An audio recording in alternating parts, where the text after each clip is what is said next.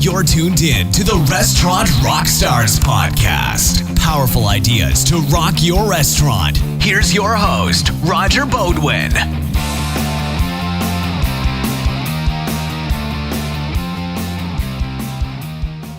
Air. Welcome to the Rock Your Restaurant podcast, engaging topics that help restaurants rock their profits, build their brands, and deliver amazing guest service experience. Thanks again for tuning in. You know, one of the most important things in running restaurants is keeping informed and keeping ahead of the curve and on top of all the latest trends and industry happenings and all that cool stuff, and learning from other people that have specific expertise in this business. So I've got to tell you that one of the easiest ways to do this is listening to podcasts. And one of the absolute best is called Restaurant Unstoppable with Eric Cacciatore. So today I'm speaking with the man behind the Restaurant Unstoppable podcast. Eric, how's it going?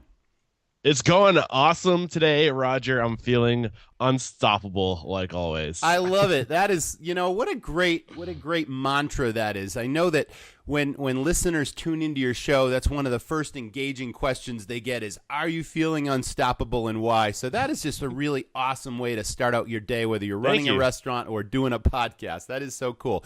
So for those of you who haven't heard of the Restaurant Unstoppable podcast, you really need to check this website out. It's a one-stop resource for owners and managers and operators to help them really stay on top of everything that's happening in this business, learn from others' successes as well as failures. Eric, week after week, you're constantly interviewing chefs and industry leaders and restaurateurs that are at the cutting edge, right? And industry pros with game-changing products, technology, advice. So we both share a passion for this business. So I really appreciate you joining me on the show today. Oh, it's my pleasure. I'm pumped to be here. This is going to be a lot of fun. I have a feeling. I can tell.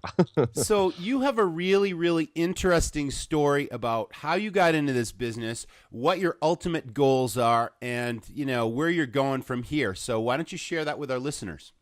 Yeah, I guess, I mean, you could say I was kind of born into the industry. I was 3 years old when my parents opened their first restaurant. And it's just one of those things where, like, you kind of, you know, you grow up in it, you really don't think much of it, and you know, you don't realize how much you love it until you're not doing it anymore. And so my parents opened a restaurant when I was 3 years old, and they had that restaurant until I was 13.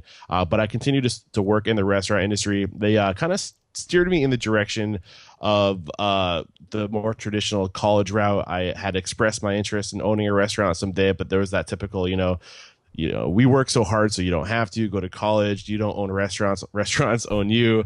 So I kind of listened to their advice, and I became a commercial pilot. I went to school for like 8 years and flew for between school and actually flying like 8 years.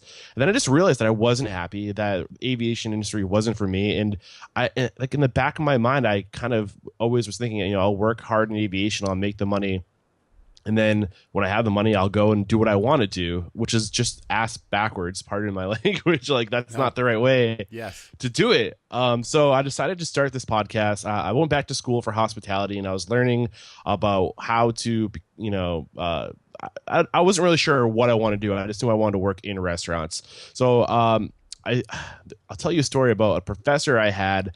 My sales professor and marketing professor, the first class I ever had with him, he's asking us if we listen to podcasts, and nobody raised their hand. So it was a night class.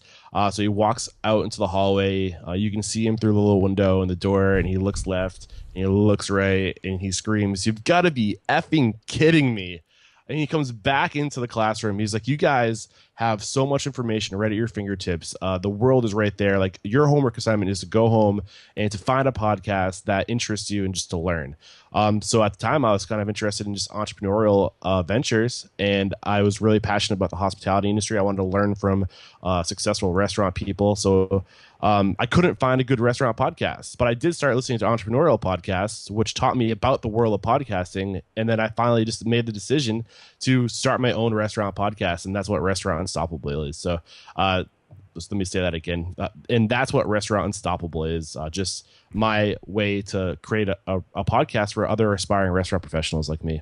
I never knew that story. That is awesome. I mean, how Yeah. cool. I mean, so that's really kind of fate, right? I mean, that Yeah. was a pivotal moment where that professor kind of planted a seed in your head, and now look at you. So Yeah, that is I know. so cool. So I totally admire you for your passion to help others succeed. And it's such an interesting story. What a learning experience it is for you, because your ultimate goal now is to own your own restaurant, series of restaurants. We'll see where that goes. And now you've been doing this for how long? A year and a half or 2 years or more? I had the idea about 3 years ago, but I had no idea how to, start a website, how to run a website, how to start a podcast. So I spent, some time just learning, getting my feet wet, and then the actual recordings have been going on for about 2 years now. And I think I finished episode 231, and we have episode 225 published. So it's been busy.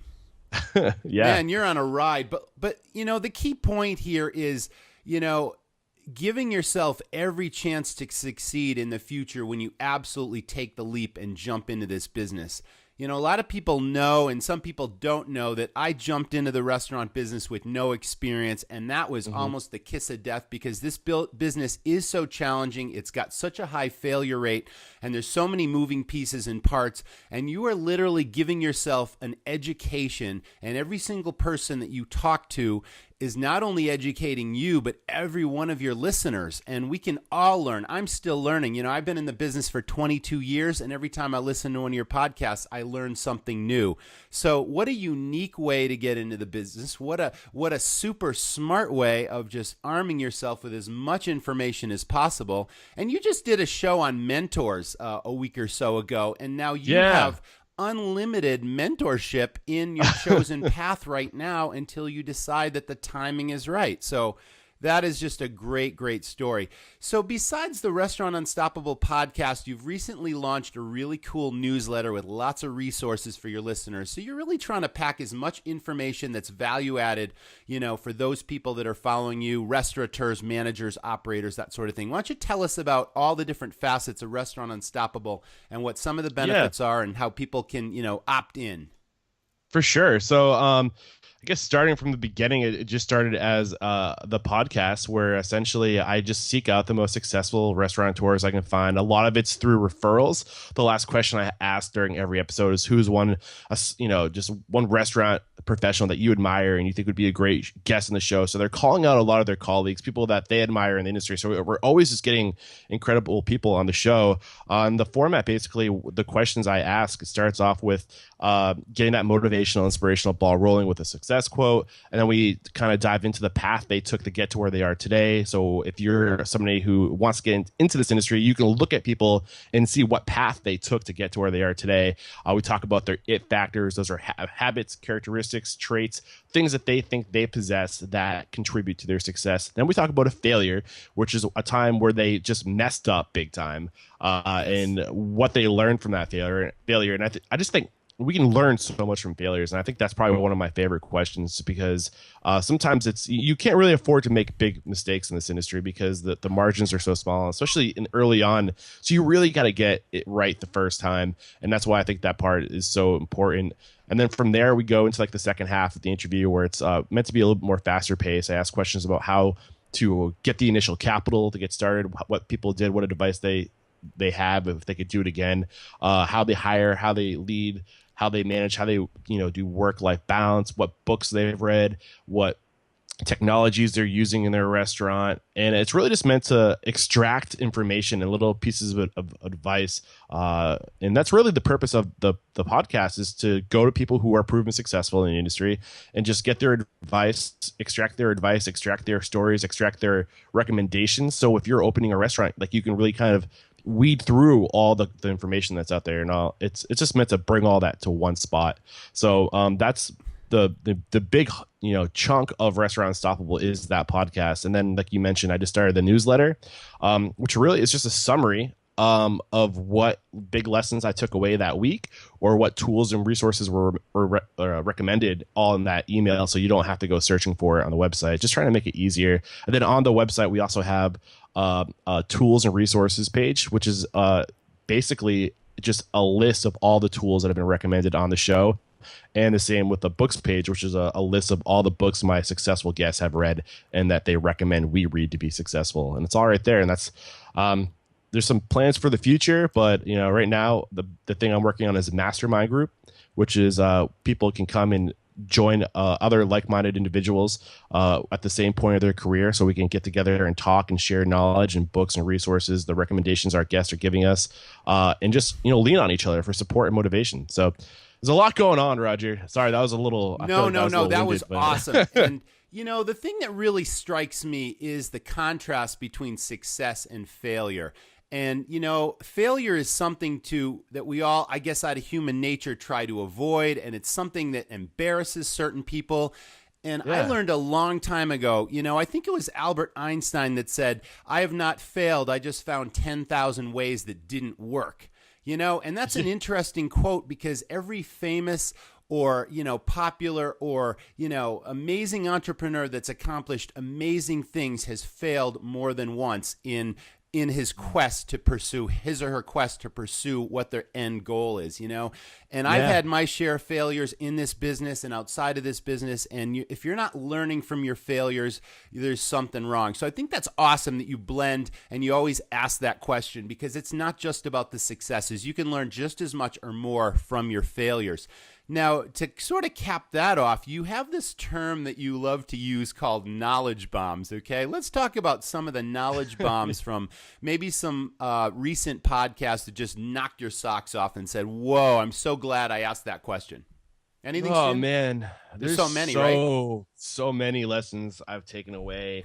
I think one of the biggest lessons I've learned in this podcast or during this podcast is that you're only as good as the people you surround yourself with. And I think so often people, when they start this industry, they feel like they have to be at the center of everything and they have to have their, hands in all the decision making. And the truth is, if you look at the most successful restaurateurs out there, like the Ari Weinswags, like the Danny Myers of the world, Octavio Mantillas, and all these incredible people, Jeff Benjamins, what they're really good at is either partnering and finding the people who are strong where they're not strong, right, or just providing opportunity to people who are super passionate and skilled, and being a mentor and putting them in the roles that they think that, the analogy that I got from, I think, Jim whoever wrote Good to Great. Who's the author of Good to Great? Or, I'm thinking of.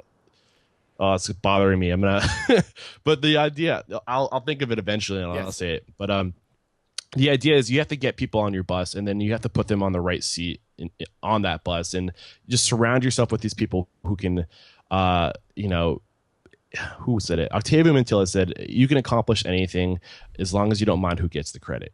And that's just kind of like one of the biggest lessons I learned. It's about just surrounding yourself with passionate people, to developing a solid why, a purpose around your restaurant, to get that solid culture, going early on in your restaurant. And if you do all these things, if you're intentional with who you surround yourself with, man, I feel like I'm jumping around right now, but I hope you get the picture. Yeah. So that's one big lesson. Another huge lesson is just the significance of systems, processes, procedures. That was a huge kind of aha moment for me. Sometimes when you say things like systems, processes, procedures, protocols, people they think of a suit, and that's a lot of the reason why I think people open an independent restaurants, because they don't want to be a suit. They want that individuality. They want to express themselves. They want to have fun. And, but these things, these systems and these processes allow you to do the fun stuff, because if you're trying to do it all on your own, it's just too much. Systems and processes take that off your shoulders so you can focus on what it is you love in the first place.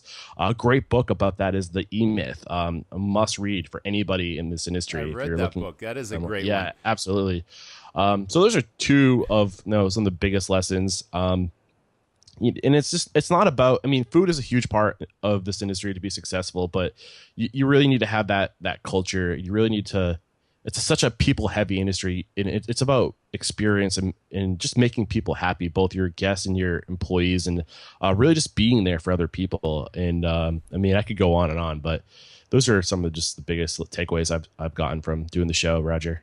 Well, again, I just got a huge takeaway from that, because I've worked with lots of restaurants as a consultant, on the board of directors of a restaurant association. And in my experience, I've seen and I continue to see lots of operators that are just working 6 and 7 days a week. And they're just so close to their operations because there are so many moving pieces. I call it the business of 1,000 details. I've said that 1,000 times before, but I think you hit it on the head because it really is about systems, processes, and procedures. And if you don't have those systems, then you cannot possibly micromanage every single one of those thousands of details. And there's going to be lots of balls that get dropped. And those are the balls that the guest sees. Exactly. And, so you said two things. You're going to surround yourself with the best people, the people that really fill in your weak spots. And I certainly did that in the early, days of my restaurant.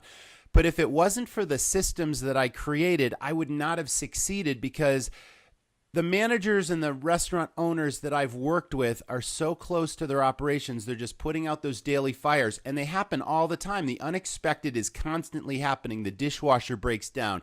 2 staff people called in sick. That delivery just showed up, and we're missing, 3 or 4 items that were critical to tonight's, menu. It's like all this stuff is constantly going on, and without a system, you're just spinning your wheels with overwhelm. Exactly. And all those balls are just dropping. And that's the difference between, the successful chain restaurants out there and the successful independents that have put those systems in place versus those operators that just, they're just trying to get their arms around everything. And it's just impossible to do. If you don't build your dream team of staff and empower them to, work these systems and fix the things that are broken and notice what the guest sees. I mean, all these things the guest will see. The menu will suffer. The food quality won't be there. You'll keep people waiting far longer than they should be. Your tables won't be bussed. I mean, I've seen the nightmares in certain restaurants when you walk in on a busy night and an unbusy night. It's like, this is show business, Eric. The curtain goes up, the doors open, and it's show business, man. And you're there making lots and lots of impressions for the hour to hour and a half or however long your guests are seated at those tables, and every impression counts. So, you just keep feeding me with all these little nuggets of information that I just want to impart to the listener that make sure you got your systems dialed. Make sure you surround yourself with great people, and make sure you maintain that passion for this business. And ultimately, if you don't do those things, you're just going to burn out because it's such an intense business. It's so challenging. So thanks for sharing those details. You just lit my fire, and it's like, man, I was in the trenches for so long that it's like I've seen all this stuff, and it's like, those systems really allow you to take a step back, manage the big picture from 30,000 feet. And I think it's so important to be a customer in your own restaurant as often as you can, and to try to be, not that you're ever going to be anonymous, but you will be to a lot of people. But what you see and feel and experience is what your guest ultimately sees and feels and experiences. And the only way to deliver the most amazing show, because it's entertainment, is to really know what your customers are experiencing. So anyway, that was a little tangent too, but I think it's important to note. And I was listening to you talk, and some of the things, some more bombs were coming into my mind, Roger, just because of, I mentioned, and you mentioned, attracting those rock stars to you. You have to attract the best to you. And the best way to do that is by just being something very early on. I think sometimes when people open a restaurant, they don't get super clear about who they are, what their identity is, who they're appealing to. They don't really do that legwork to establish their personal brand. And I think that word brand, again, when people think of the word branding, it goes back, they get that negative, like, oh, branding, corporations, blah. But really what that is, you need to draw people onto your business that resonate with your missions, your purposes, your cultures. Like Simon Sinek, author of Start with Why, start with why. Like, what's your why? What's your purpose? People don't go to work for people for a paycheck, and especially in the restaurant industry, they want to work for whatever restaurant resonates, whatever purposes and core values that restaurant stands for. So take the time to really figure out who you are, what's important to you, your mission, your restaurant's mission, so you can attract those rock stars to you, and develop a brand that is literally an extension of who you are, because you're going to be there 60 plus hours a week, and you need to live that brand. That needs to be an extension of who you are, and it's so much easier, Roger, to show up every day when you're not trying to fit the mold of whatever concept you develop that has nothing to do with who you are. So, I mean, that's one other big lesson I learned, that you literally have to make your restaurant almost an extension of who you are, to really be able to show up every day with that full heart of just to be passionate and to stay fully engaged with the work you're doing in your people. So, well, that is a critical point too, because what you're talking about now is about vision, right? It's about, okay, you got into this business for a reason, and most people get into this because they have a passion for either food or hospitality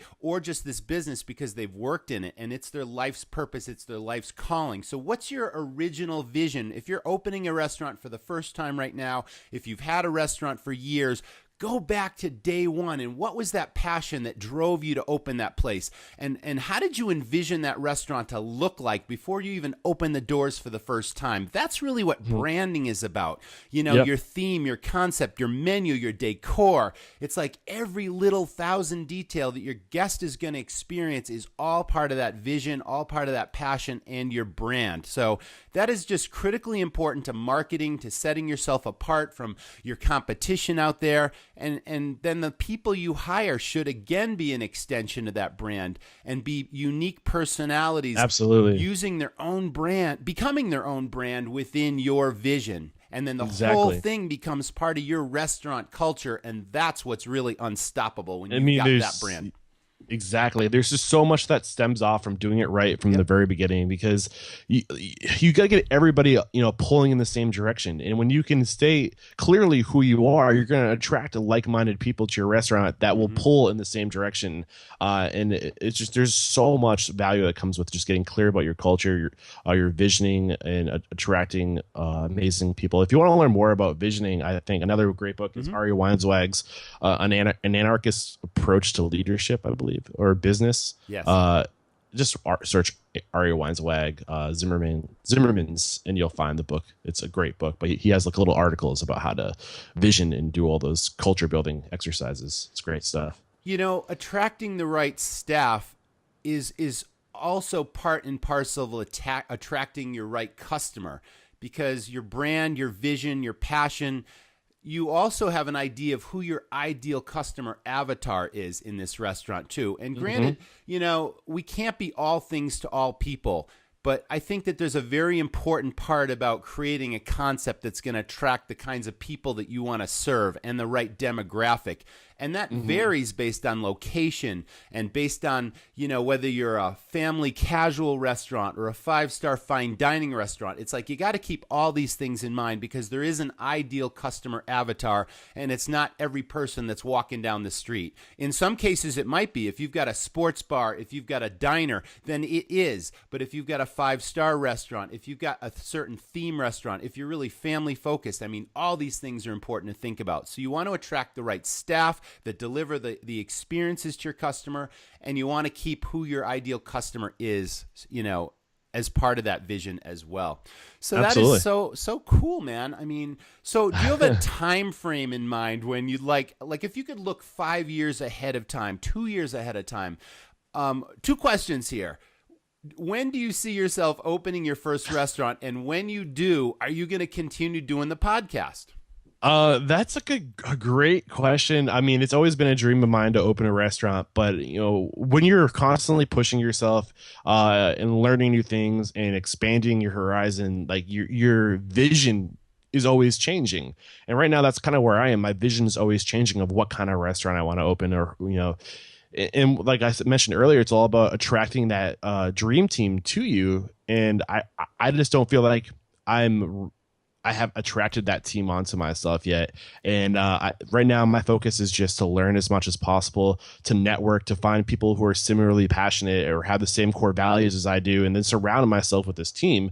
So when the time comes to open my restaurant, I'm going to have that dream team. I'm going to have all the people on my bus in the right seat, and I'll just be driving the bus. And honestly, I've had some fun ideas. I love calzones. I've always dreamed of doing a calzone, like a artisanal calzone shop. That's kind of like one of my fantasies, but I don't know how practical it is. So, all right. So you were talking about when the timing is right and all that sort of thing. And you also mentioned that keyword dream team, getting the right people on your bus.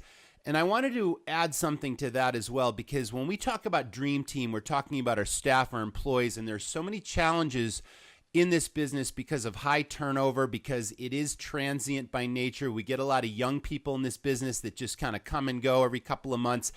And that was certainly my experience in the very beginning until I put the systems in place to build that dream team, to recognize them, reward them, get them motivated, hire the right kind of people that really had a passion for this business. But let me take another spin around, because dream team that is just as critically important when you own a restaurant is there were three particular people that I also had turnover in the beginning, but one was a CPA, two was an attorney, and three was a graphic artist. And all three of those people were critical to building my brand success. The attorney I had for literally 20 years. He was fantastic. He was the only attorney, that I ever worked with. I had probably 3 or 4 different CPAs or tax accountants, and that's a minefield unto itself. So that is a really important person that you really need to find, someone with restaurant experience, someone that, takes your business and treats it like their own, because they're, let's face it, your end goal here is to pay the minimum amount of taxes possible, still, maintaining legal guidelines. But I mean, if you take somebody on that just goes through the motions, I mean, it could be costing you thousands of dollars. So you really got to be sure to interview the right CPA, the right attorney, because, again, that's a minefield. Litigation is around the next corner. I don't mean to scare my listeners, but they know if they're in this business that the unexpected happens. This is a litigious society, so you really need a great attorney as well. And then graphic artists, we did such powerful, powerful marketing. And one of the key points I want to make here is we were able to do a lot of products and services we were able to do on straight trade, meaning I gave my suppliers 100% trade in my restaurant. But the fact is I wasn't paying them cash. I was paying them whatever my food and beverage cost was. And they would walk into the restaurant, they'd get to sign for the services. And I had a graphic artist who was a creative director in a major advertising agency. And if I had to pay that person, it would have cost me tens of thousands of dollars to do what he did for me. Wow. And it was a competitive advantage. The posters, the flyers, the marketing pieces that we did internally, externally, with a professional. I hate to butt in real quick, but I think it's really, really important. Sometimes we just hire people and we don't really take the time to get to know them, to find out what strengths they have. We just want to put a pulse in, hire anybody. Yes. But the truth is, if you take the time to talk to our people and to find out what makes them passionate and what drives them, what their aspirations are, you have so many great opportunities of people who have amazing skills and talents that are probably working for you right now, but you never knew that you probably have somebody who's a graphic designer who's going to school for graphic design right now working for you. So take the time to get to know the people that are working for you, because you can't leverage their strengths and assets if you don't know that they're there. Well, that's another great lesson. I think you need to what you're talking about, Eric, is really the word fit or chemistry, right? Yeah. Because someone either fits or they don't. And again, you're spinning your wheels if you don't find the right key people that are the perfect person that is part of that dream team. So another really powerful point that you just brought up. Thanks for sharing. So as we wrap this up, why don't we talk about, well, you know what? I'm not sure you answered that question. Are you still going to be able and want to do this podcast when you have your own restaurant? Yeah, I mean, my hope is to keep this thing going as long as I possibly can. And I think that right now, it's if I was trying to open a restaurant right now and to continue the podcast, it would be really tough because it's a one-man show. But I've learned so much about systems, processes, procedures, and getting the right people on your team that I can do the same thing with the podcast and just get people to do the busy work. And if I can just show up for 3 interviews a week, heck yeah, why not, man? I love this stuff. So yeah, I don't see it going anywhere anytime soon. My goal is to get at least 1 million downloads. So awesome. That's huge. That is so great. So now if someone is totally unfamiliar with Restaurant Unstoppable, they can go to your website, restaurantunstoppable.com. There's a complete archive of your past guests, what they do, what they've got to say, you know, what they're contributing to the industry. And then you're releasing a new podcast. How often now? Is it weekly? Is it biweekly? It's usually lately the past couple months it's been 2 episodes a week. Awesome. The best I was doing was 3 episodes a week, but right now 2, and I hope to get back up to 3 real soon. So yeah. So I can't think of anything more important than taking a step back, looking at your restaurant from a fresh perspective, and listening to the Restaurant Unstoppable podcast, whether you're in your car driving to your restaurant or after hours. You know, take 45 minutes, just under an hour, and look at all the knowledge bombs that you can gain that you can immediately apply to your restaurant. That's going to make it a stronger operation. It's going to help you build your brand, and it's really going to help you rock your restaurant. So I really appreciate you joining me today, Eric. This is just amazing what you're doing. I think I'm blown away at your story because you know, you were doing something pretty extraordinary, you know, commercial aviation, and then just bailing on that because it is a lucrative career, but you just didn't have a passion for it. And I think that's the key takeaway from this. If you've got a passion, push it as far as you possibly can, maintain a fresh perspective, and just constantly develop that dream team so that you're giving your guests the best, most amazing show business experience you can. So anything else to add before we cut out, Eric? Yeah, I mean, just that there's a reason why I call Restaurant Unstoppable a melting pot of mentors. And I do believe so much that a lot of your success comes from who you surround yourself with, who you're influencing yourself with. And if you're in the position where you don't have somebody to go to get that advice, I mean, this podcast is for you. I've done so many interviews with so many incredible minds, people who are thought leaders, who are super successful, just sharing their stories, sharing their advice, and their recommendations. And it's like, the analogy I use, it's like eating food. If you eat crap all the time, if you're eating, you know, fast food or like processed food, you're going to feel, you know, miserable and just lousy. The same thing goes with the content that you put into your body, Roger. Like if you're constantly learning and constantly surrounding yourself with positive people who are successful, like that's going to rub off, you know, that constantly just listening to what other people are doing, like what it takes to become successful, like that's, like it rubs off. Your subconscious will change and you'll start making better decisions and you'll start doing the right things in your life. And I just wholeheartedly believe in that. And it's been a ride, and I've gotten so much great feedback, and it's been an honor to serve everybody in this industry that I love. So yeah, you're absolutely leading the business forward. And you know, we were both recently honored by being named 2 of the 7 best restaurant industry podcasts. Yeah, that's right. And we made the top 2. So I'm honored to be in such good company. But you really started this segment, I believe, and you're just doing amazing things. So I know the guests today listening got a lot out of this podcast. It's always amazing to talk to you, and I appreciate you joining me. So thank you. There you have it, Rockstars. Check out the Restaurant Unstoppable podcast at restaurantunstoppable.com. Sign up for the podcast and the newsletter. Give yourself every advantage in this business. And we'll see you next time. Thanks, Eric, for joining me. Oh, thank you so much for having me. It was a blast. Right on. We'll talk again. Cheers. Thanks for listening to the Restaurant Rockstars podcast. For lots of great resources, head over to restaurantrockstars.com. And while you're there, download a copy of the book, Rock Your Restaurant. It's a game changer. See you next time.